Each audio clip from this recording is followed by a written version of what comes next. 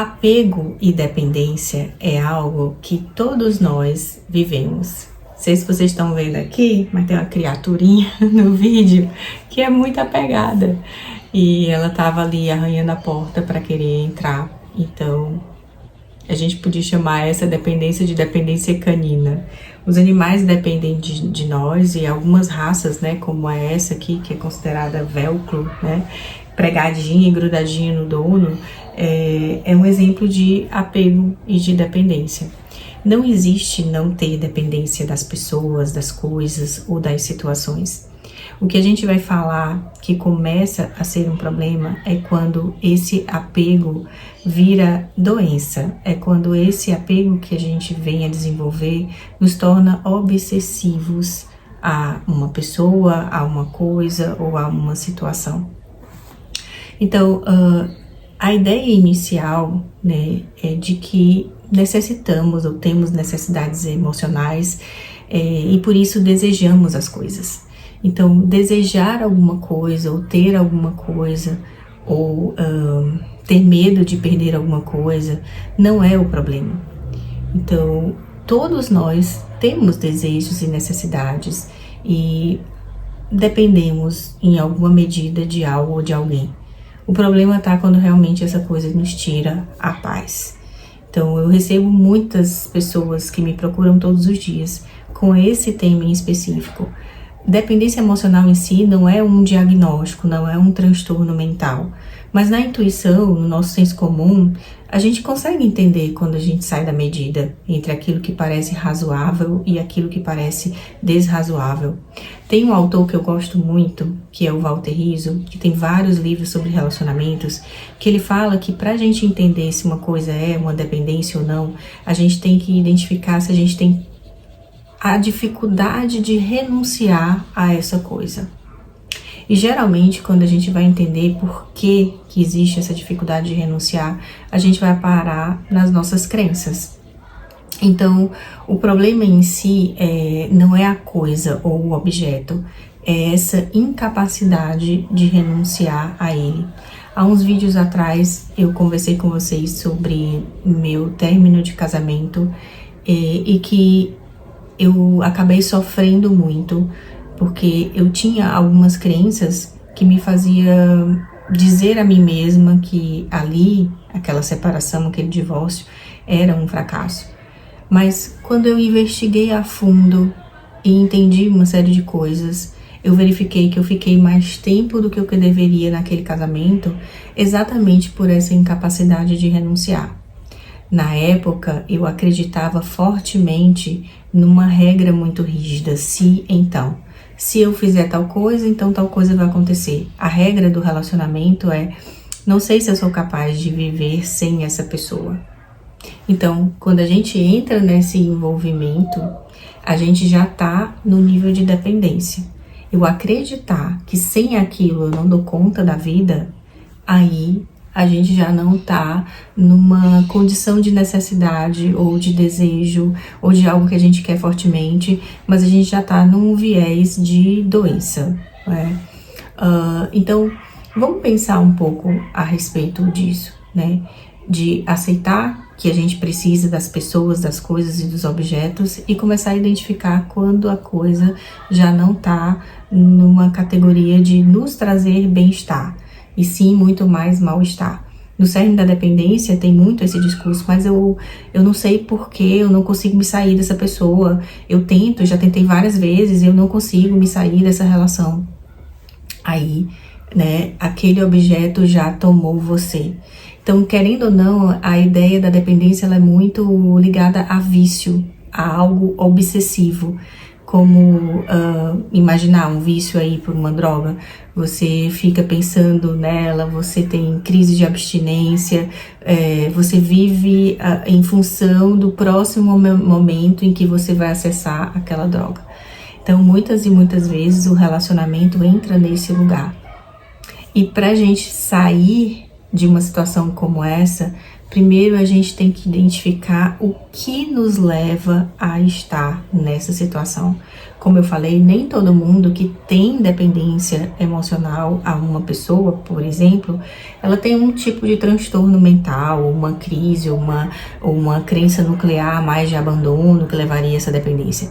Às vezes acontece numa situação, numa pessoa, mas nesse momento em que você se dá conta de que você está dependente, você precisa fazer perguntas muito claras. Eu não consigo renunciar por quê? Por que eu não consigo renunciar a esse relacionamento ou a essa situação? E a partir do momento que você faz essa pergunta, você começa a adquirir algumas respostas. No meu caso, era muito claro que o que estava no cerne da minha dependência é uma crença nuclear que eu já tinha de muitos anos, de que eu não seria capaz de viver a vida sem aquela pessoa. Aquilo sim era uma ilusão, era uma fantasia. Claro que eu era capaz. Só que nesse meio tempo eu precisei identificar que no cerne da minha dependência havia um lugar de incapacidade e que eu estava colocando aquela pessoa para suprir essa minha própria dependência. Então o caminho foi identificar o que me levava a isso. Então eu lembro muito que eu comecei na separação a romper com todos os meus fantasmas. Um dos fantasmas que eu tinha era: eu não vou conseguir pagar as contas de casa, porque cada vez que eu acreditava na minha dependência, eu colocava o meu ex nesse lugar e eu alimentava mais a minha dependência. Então, se ele sair da minha vida, eu achava que eu ia não conseguir lidar com isso, que eu não ia me superar, que eu não ia conseguir pagar contas básicas da casa. Mas é necessário a gente perceber que a dependência é uma ilusão. Tudo que você põe poder demais não está no nível do real, está no nível da ilusão. Então eu fui gradativamente quebrando todas as minhas crenças, fazendo o oposto do que o que a minha crença dizia que eu devia fazer.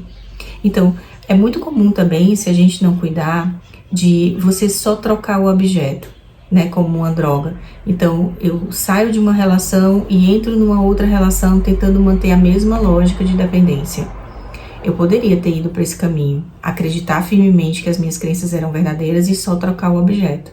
Mas o que eu fiz foi o oposto disso. Eu fui gradativamente indo crença a crença e rompendo com cada uma delas. E eu te digo com todas as letras, era uma ilusão.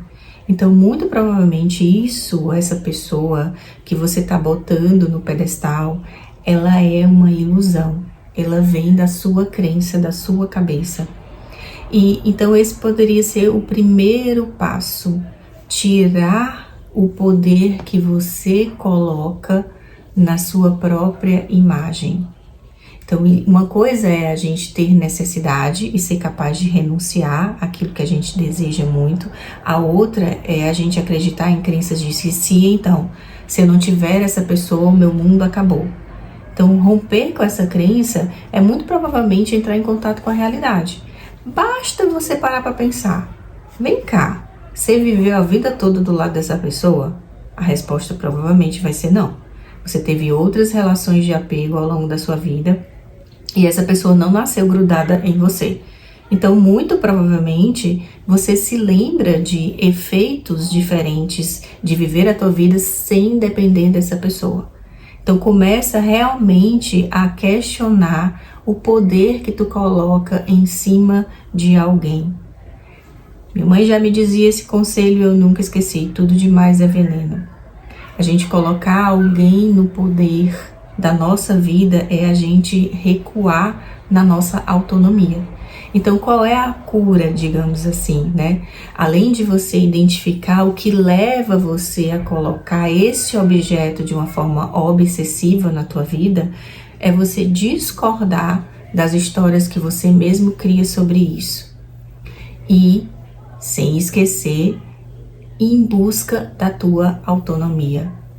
O que está no cerne da dependência é esse sentimento nuclear de incapacidade, que, como eu falei, é uma crença mentirosa. A gente é capaz de renunciar, sim, ao nosso desejo, de enxergar que essa dependência é tão somente uma escravidão mental.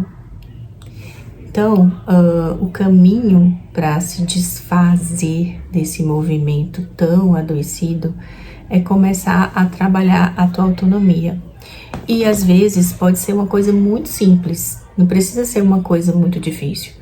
Como a dependência, o cerne dela está ligado à incapacidade e o comportamento é em confirmar essa sensação de incapacidade, você pode dar pequenos passos em direção a essa autonomia. Vamos dar o exemplo de que você, sei lá, coloque o seu cônjuge, o seu companheiro, sua namorada, o seu namorado, para resolver coisas, justamente acreditando que você não é capaz de fazer sem essa pessoa. Então você pode ir fazendo o que eu chamo na psicologia de dessensibilização. Seria pegando o mais fácil até o mais difícil para você ir rompendo com essa dependência. Então vamos dizer que você não diga a si mesma ou a si mesmo que não consegue ir naquela consulta sem o fulano ou a beltrana. Então você pode simplesmente fazer uma ação oposta e até essa consulta sem estar na presença dessa pessoa. Muito provavelmente, assim como na abstinência, que a pessoa sente sintomas, né, de abstinência, você pode se sentir desconfortável, vulnerável ou até sintomaticamente falando, sentir até ansiedade por estar a fazer aquilo que a sua mente diz que deveria fazer o oposto. Então, a autonomia pode ser passos pequenos, começar a se desprender do poder que você coloca na outra pessoa através de direcionamentos muito simples, que seria justamente isso, começar a ter um contato maior com você mesma. Justo nesse raciocínio que eu tô falando, antes dessa pessoa chegar, você tinha uma vida. Você tinha, né, outros contatos, outras relações, se estabelecia, né, com relação a outras pessoas, outros apegos. Então, obviamente que você consegue desapegar. Mas aí é necessário fazer um esforço muito grande em direção contrária daquilo que você mais acredita. E nesse meio tempo, que é esse processo, né, de desapego, é muito importante fazer ou ter momentos sozinho ou sozinha, né? Eu recebo muito falas de mulheres, principalmente, que focam muito no relacionamento e tem uma grande dificuldade de fazer coisas sozinhas, tipo sair para algum lugar na sua própria companhia, ir no cinema sozinha, sei lá, comprar uma roupa sozinha. Então, um dos tratamentos, digamos assim, que a gente poderia pensar começar realmente a gostar da sua própria companhia. No começo, tende a ser muito desconfortável, mas exatamente porque você está tentando sair da sua zona de conforto. Então, perceba a necessidade de estar mais próxima ou próximo da sua solidão, né? Que solidão, na verdade, é tão somente a gente estar longe de pessoas. Eu lembro muito que na pandemia, o mês, não sei qual era, mas era bem no meio da pandemia, naquela fase mais difícil. Eu morava sozinha e morava de frente para a praia. Então, nunca esqueço essa cena. Eu ia até a praia, fui uma vez até a praia, não tinha ninguém. Assim, eu não conseguia ver ninguém, porque era uma época que estava tendo proibição de ir pra praia, pelo menos na cidade onde eu morava, bem no meio da pandemia mesmo. E, gente, sério, nesse momento choveu um pouco e eu tava caminhando. Se eu pudesse dizer sobre a minha vida de modo geral, tava tudo indo ambientalmente péssimo, né? Eu tava com meu pai doente.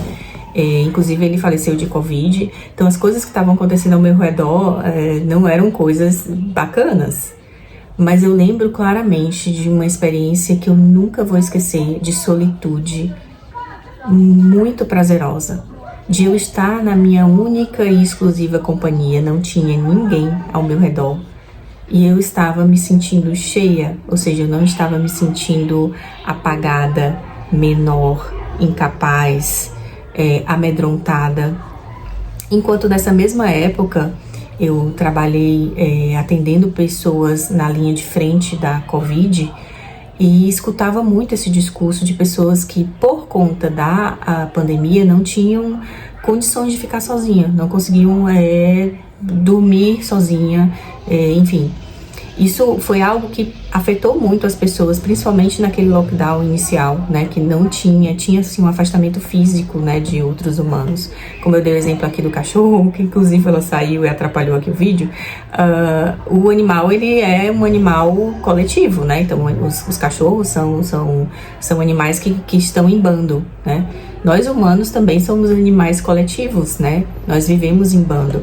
Então a ideia nunca é voltar você para um lugar de autonomia ilusória, fantasiosa. Não existe isso. Sempre vamos ter necessidades emocionais e sempre vamos ser atendidos nessas necessidades emocionais e vamos ser dependentes uns dos outros.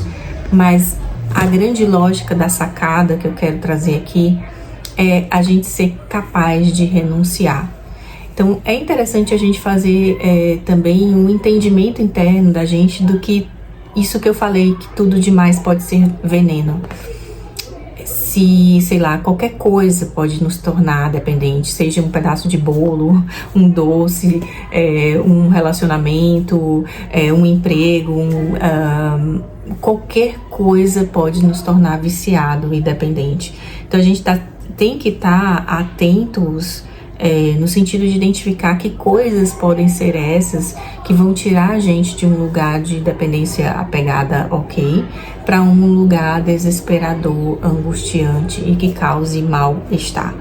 Então, treinar solitude, eu vou te dizer com todas as letras, é um dos maiores ensinamentos da vida. Não é fingir que não temos outros seres humanos, mas é aprender a curtir e cultivar esse desapego.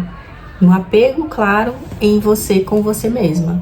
Então, pode ser feito pequenos treinos no teu dia a dia, na tua vida, em que você possa exercitar essa solitude e, ao mesmo tempo, trabalhar nas crenças que te levam a ficar muito dependente. Gente, com todos esses anos que eu tenho de prática clínica, eu posso te dizer que a dependência emocional, ela causa danos irreparáveis na nossa vida e que começar a dar passos para mudar é totalmente possível, mas a gente vai precisar realmente fazer alguns desses exercícios de identificar que dependências são essas, né?